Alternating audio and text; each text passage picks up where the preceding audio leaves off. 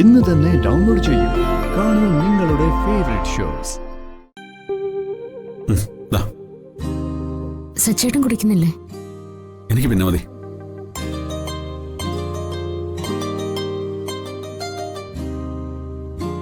ഡോക്ടറെ കാണാൻ പോയിട്ട് എന്താ പെട്ടെന്ന് തിരിച്ചു വന്നേ? കണ്ടില്ലേ? ഇല്ല, അത് കുറച്ച് കഴിഞ്ഞിട്ട് പോയി കാണാം. അതെന്താ അങ്ങനെ? ഡോക്ടറെ കാണാൻ പോകുന്ന വഴിക്ക് ഞാൻ വേറൊരാളെ കണ്ടു. ലക്ഷ്മിയാണോ സംശയിച്ച് കുറച്ച് പിന്നാലെ പോയി. ലക്ഷ്മിയോ?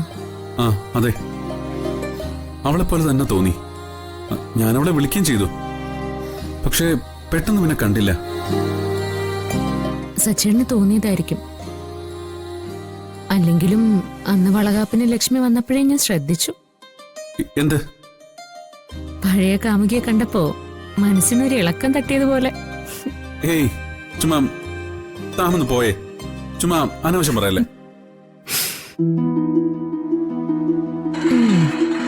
പണ്ടത്തെ കഥകളൊക്കെ എനിക്കറിയില്ല, പക്ഷെ ആ കത്തിപ്പോഴും എന്റെ മനസ്സിൽ നിന്ന് പോയിട്ടില്ല. ഓഹോ, അതിപ്പോഴും മനസ്സിൽ കൊണ്ട് നടക്കാണോ? താനാള് കൊള്ളാലോ. ലക്ഷ്മി വന്നപ്പോഴുള്ളൊരു ഇളക്കവും ചിരിയും സംസാരവും. ലക്ഷ്മിയോട് സംസാരിക്കാൻ എന്തൊരു ഉത്സാഹമായിരുന്നു. ഒന്ന് പോടാ അവിടുന്ന്. എന്റെയോ ലക്ഷ്മിയുടെ മനസ്സിൽ അതൊന്നുമില്ല. അതൊക്കെ എന്നോ മറന്ന കാര്യങ്ങളാ. അവളിപ്പോ ഗോവിന്ദനെ കല്യാണം കഴിച്ച് സുഖമായിട്ട് ജീവിക്കുക. കഴിഞ്ഞ ദിവസം ലക്ഷ്മിയോട് വന്ന് തന്നെ കണ്ടില്ലായിരുന്നോ? അതൊക്കെ സമ്മതിച്ചു. പക്ഷെ സച്ചേട്ടാ, സ്നേഹിച്ചവര് പരസ്പരം പിരിഞ്ഞു പോയേക്കാം. പല കാരണങ്ങളും കൊണ്ട് ഒരുമിച്ച് ചേരാൻ പറ്റാതെ ആയിരിക്കാം. എന്നാലും ആദ്യം പ്രേമിച്ച പെണ്ണിനും ആണിനും അത് പരസ്പരം മറക്കാൻ പറ്റില്ല ജീവിതത്തിൽ ഒരിക്കലും. ഓഹോ, അങ്ങനെയൊക്കെ ഉണ്ടോ? അങ്ങനെയൊക്കെ ഉണ്ട്. ദേ, എന്റെ അടുത്ത് വലിയ ജാടയൊന്നും ഇറക്കണ്ട. ഈ മനസ്സിലൊരു കാറ്റടിച്ചാലേ അതെനിക്കറിയാം. അതിന് താൻ മൈൻഡ് റീഡിംഗ് പഠിച്ചിട്ടുണ്ടോ? ഈ ലോകത്ത് ഭർത്താവിനെ സ്നേഹിക്കുന്ന എല്ലാ ഭാര്യമാരും സ്വയം പഠിക്കുന്ന ഒരു കോഴ്സാണ് അത്. ഭർത്താവിന്റെ മനസ്സ് വായിക്കാനുള്ള മൈൻഡ് റീഡിംഗ്. അല്ല, എനിക്കൊരു സംശയം.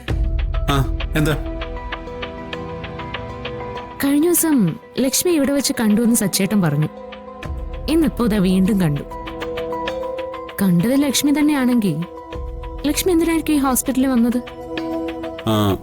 അപ്പൊ എന്നോട് പറഞ്ഞത് ഏതൊരു ബന്ധു ഇവിടെ കിടപ്പുണ്ടെന്നാ.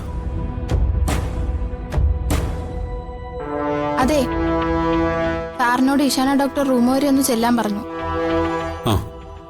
ഓക്കെ, ഞാനെന്നാ പോയി ഡോക്ടറെ കണ്ടിട്ട് വരാം. പോകുന്നതൊക്കെ കൊള്ളാം. ഇനിയും ലക്ഷ്മിയെ കണ്ടെന്ന് പറഞ്ഞേ വല്ല പെണ്ണുങ്ങളുടെയും പിന്നാലെ പോയേക്കരുത്. നാണക്കേടാവും. താനൊന്നും പോയാ പോട്ടെ.